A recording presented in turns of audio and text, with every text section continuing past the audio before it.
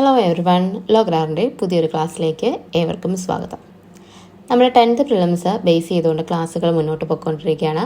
ഇന്ന് നമ്മൾ നോക്കുന്നത് ഇന്ത്യൻ കോൺസ്റ്റിറ്റ്യൂഷനിലെ ദേശീയ ചിഹ്നങ്ങളെ പറ്റിയിട്ടാണ്. അതിൽ ദേശീയ പതാകയാണ് നമ്മൾ സ്റ്റാർട്ട് ചെയ്യുന്നത്. അപ്പോൾ നമുക്ക് നേരെ ക്ലാസ്സിലേക്ക് പോകാം. ഇന്ത്യക്ക് വേണ്ടി ആദ്യമായി ഒരു പതാക തയ്യാറാക്കിയത് സിസ്റ്റർ നിവേദിത.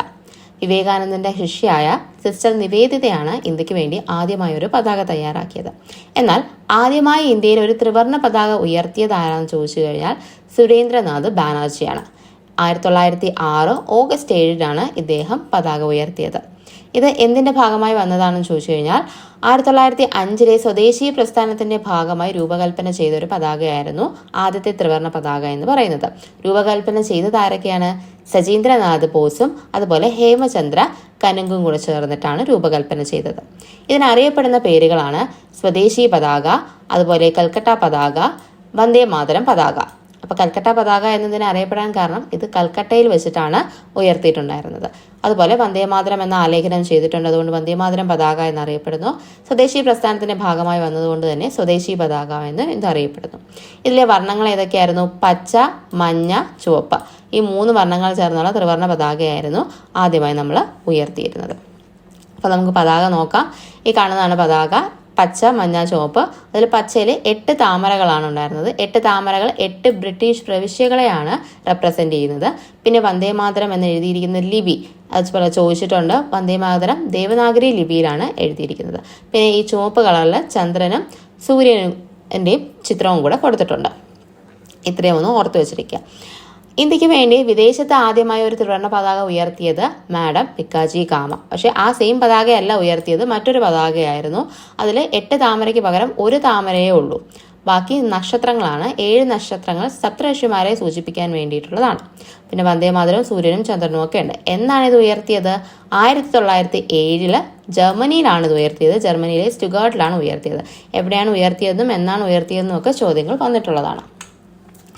ഇനി നമ്മൾ അധികം കണ്ടിട്ടില്ലാത്തൊരു പതാകയാണ്. ഇത് നമ്മുടെ ഇന്ത്യയിലുണ്ടായിരുന്നു. അത് 1917 ഹോം റൂൾ പ്രസ്ഥാനത്തിന്റെ ഭാഗമായിട്ട് നിർമ്മിച്ച ഒരു പതാകയാണിത്.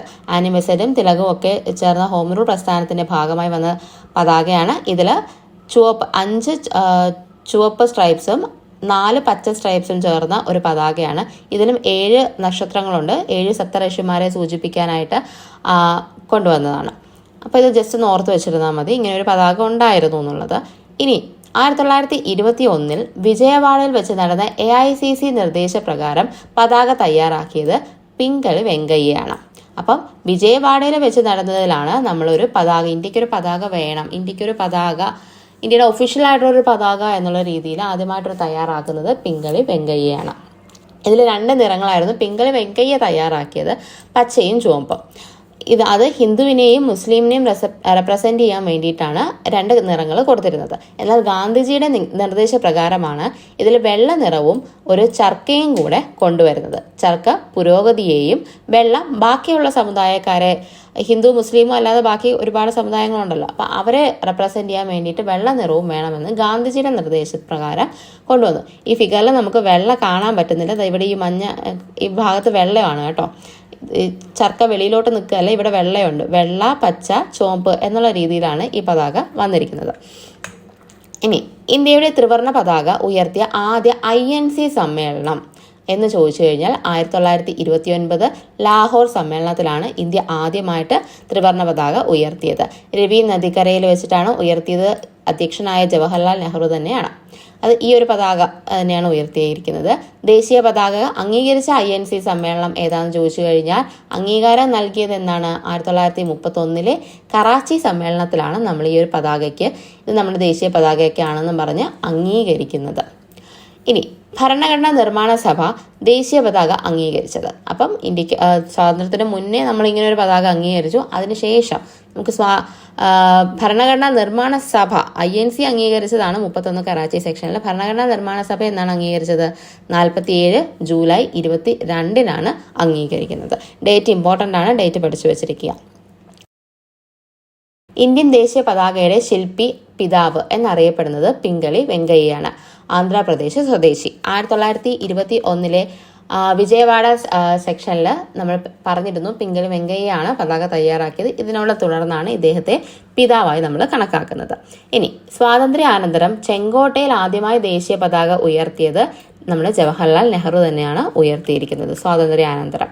ഇനി നിർമ്മാണ മാനദണ്ഡങ്ങൾ ആരാണ് നിർണ്ണയിക്കുന്നത്? ബ്യൂറോ ഓഫ് ഇന്ത്യൻ സ്റ്റാൻഡേർഡ്സ് ആണ് നമ്മുടെ പതാകയുടെ എല്ലാ നിർമ്മാണ മാനദണ്ഡങ്ങളും നിർണ്ണയിക്കുന്നത്. ഇതിന്റെ ആകൃതി ഏതാണ്? ദീർഘചതുരമാണ്, റെക്ടാങ്കുലർ ഷേപ്പിലാണ് നമ്മുടെ പതാക വരുന്നത്. വീതിയും നീളവും തമ്മിലുള്ള അനുപാതം പലവട്ടം ചോദിച്ചിട്ടുള്ളതാണ്. നീളമാണ് കൂടുതൽ, നീളം 3:2 എന്നുള്ള രീതിയിലാണ് വരുന്നത്. ഇത് 3യും ഇവിടെ 2 എന്നുള്ള രീതിയിലാണ്. നമ്മൾ എത്ര അളവുകളിലാണ് ചോദിച്ചു കഴിഞ്ഞാൽ 9 അളവുകളിലാണ് നമ്മുടെ ഇന്ത്യയിൽ പതാക നിർമ്മിക്കാറുള്ളത്. അത് ഏറ്റവും വലിയ അളവെന്ന് പറയുന്നത് 6300 4200 mm ഈ ഒരു അളവിലാണ് ഏറ്റവും വലുതെന്നും 150 100 എന്നുള്ളതാണ് ഏറ്റവും ചെറിയ അളവെന്നാണ് നമ്മൾ പറയുന്നത്. 9 അളവുകളിൽ നമ്മൾ നിർമ്മിക്കുന്നുണ്ട്. ബാക്കി എല്ലാ അളവൊന്നും പഠിക്കേണ്ടതില്ല, വലുതും ചെറുതും ഒന്നും നോക്കി വെച്ചിരിക്കാം. ഇനി നിർമ്മിക്കുന്നത് കർണാടകയാണ്. അത് കർണാടക ഖാദി ഗ്രാമോദയ സംസ്കൃതി സംഘം എന്നൊക്കെ പറഞ്ഞൊരു സംഘടനയൊക്കെയാണ് നിർമ്മിക്കുന്നത്. ഖാദിയിലായിരുന്നു പണ്ട് നിർമ്മിച്ചുകൊണ്ടൊക്കെ ഇരുന്നത്. ഇനി നിറങ്ങൾക്ക് നിർവചനം നൽകിയത് ആരാണ്? ഡോക്ടർ എസ് രാധാകൃഷ്ണനാണ് നിർവചനം നൽകിയത്. കുങ്കുമത്തിന് എന്താണ്? ധീരത. വെള്ള എന്തിനെ സൂചിപ്പിക്കുന്നു? സമാധാനത്തെ സൂചിപ്പിക്കുന്നു. പച്ച എന്ന് പറയുന്നത് സമൃദ്ധിയെ സൂചിപ്പിക്കുന്നു എന്നുള്ള നിർവചനം കൊണ്ടുവന്നത് ഡോക്ടർ എസ് രാധാകൃഷ്ണനാണ്. അതുപോലെ അശോക ചക്രം എന്തിനെയാണ് പ്രതിനിധീകരിക്കുന്നതെന്ന് ചോദിച്ചു കഴിഞ്ഞാൽ പുരോഗതിയാണ് പ്രതിനിധീകരിക്കുന്നത്. ഇന്ത്യക്ക് സ്വന്തമായി പതാക നിയമം അല്ലെങ്കിൽ പതാക നയം, ഫ്ലാഗ് കോഡ് എന്ന് നമ്മൾ പറയുന്നത്, പതാക നയം നിലവിൽ വന്നത് എന്നാണ്? 2002 ജനുവരി 26 നിലവിൽ വരുന്നത്. അപ്പോൾ ഇതിനകത്താണ് പറഞ്ഞിരിക്കുന്നത് ഇന്ത്യൻ പതാക ഖാദി തുണിയിൽ മാത്രമേ ഉണ്ടാക്കാൻ പാടുള്ളൂ, സൂര്യോദയത്തിനും സൂര്യാസ്തമയത്തിനും ഇടയിൽ മാത്രമേ പതാക ഉയർത്താൻ പാടുള്ളൂ എന്നൊക്കെയുള്ള മാനദണ്ഡങ്ങൾ കൊണ്ടുവന്നത് ഇതിലാണ്. പക്ഷേ നമുക്കറിയാം 75ാമത്തെ നമ്മുടെ സ്വാതന്ത്ര്യ ദിനത്തോട് അനുബന്ധിച്ച് ഈ ഫ്ലാഗ് കോഡിൽ കുറേ അധികം മാറ്റങ്ങൾ കൊണ്ടുവന്നു.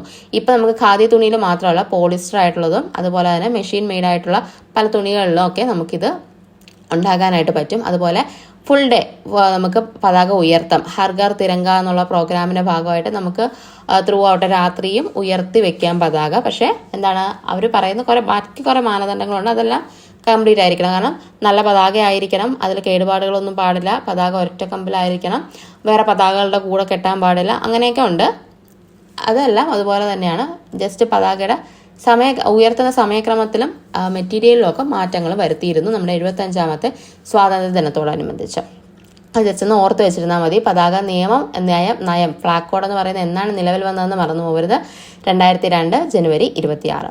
ഇനി ദേശീയ പതാകയെ ബഹുമാനിക്കണം എന്ന് അനുശാസിക്കുന്ന ഭാഗം ഏതാണ്? ഏത് പാർട്ടിലാണ് പറയുന്നത്? കോൺസ്റ്റിറ്റ്യൂഷന്റെ 4A പറയുന്നത്. നമുക്കറിയാം ഫണ്ടമെന്റൽ ഡ്യൂട്ടീസിലാണ് നമ്മൾ പറയുന്നത്. നമ്മുടെ ഡ്യൂട്ടിയാണ് ഏത് പതാകയെ ബഹുമാനിക്കുക എന്ന് പറയുന്നത്. ഏത് അനുച്ഛേദമാണ്? 51A capital A small a എന്നുള്ളത് ഓർത്ത് വെച്ചിരിക്കുക. 51A നമ്മൾ പറയുന്നത്. അപ്പം ദേശീയ പതാകയെ പറ്റിയിട്ട് നമുക്ക് പഠിക്കാനായിട്ട് ഇത്രയൊക്കെ ഉള്ളൂ. നന്നായിട്ട് തന്നെ പഠിക്കുക. വീണ്ടും റിവൈസ് ചെയ്ത് കേൾക്കുക ക്ലാസ്. വേണ്ട പോയിന്റുകളെല്ലാം നോട്ട് ചെയ്ത് വെക്കുക. അത് പിന്നെ റിവൈസ് ചെയ്യുക. നമുക്ക് അറിയാത്തത് മാത്രം നമ്മൾ വീണ്ടും റിവൈസ് ചെയ്ത് അതും കൂടെ സെറ്റാക്കി കംപ്ലീറ്റ് ആയിട്ട് പഠിച്ചു തീർക്കുക. ഓക്കെ, അപ്പം ഇത്രയേ ഉള്ളൂ ഇന്നത്തെ ക്ലാസ്. ഇനി നമുക്ക് നെക്സ്റ്റ് വീഡിയോയിൽ കാണാം.